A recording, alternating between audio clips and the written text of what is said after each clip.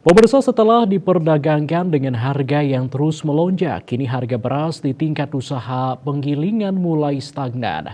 Kondisi tersebut sudah terjadi selama sebulan terakhir, yang mana harga bertahan di posisi 13.200 per kilogram.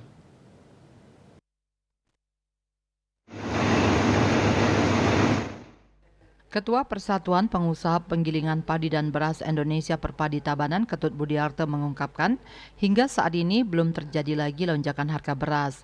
Harga beras masih tetap di posisi Rp13.200 per kilogram untuk isian 25 kilogram, Rp13.300 per kilogram untuk isian 10 kilogram, dan Rp13.400 per kilogram untuk isian 5 kilogram. Harga beras ini sama dengan harga gabah di tingkat petani yang juga dijual stagnan di angka Rp7.300 hingga Rp7.500 per kilogram untuk gabah kualitas kering panen GKP.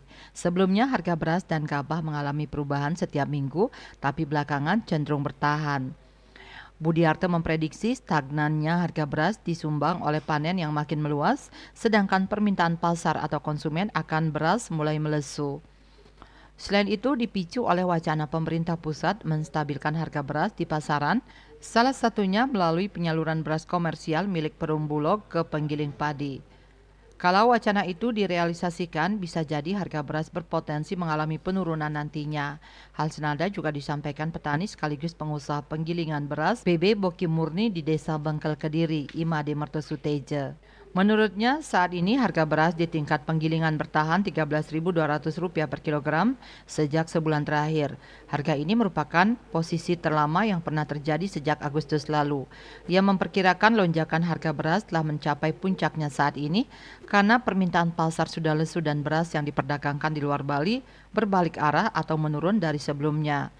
Informasi yang ia dapat, harga beras di Jawa sudah di bawah Rp13.000 per kilogram di tingkat pedagang pasar.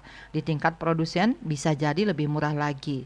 Bercermin dari kondisi tersebut, Mertosuteja menilai harga beras di Bali juga akan menurun nantinya. Manik Bisnis Bali melaporkan.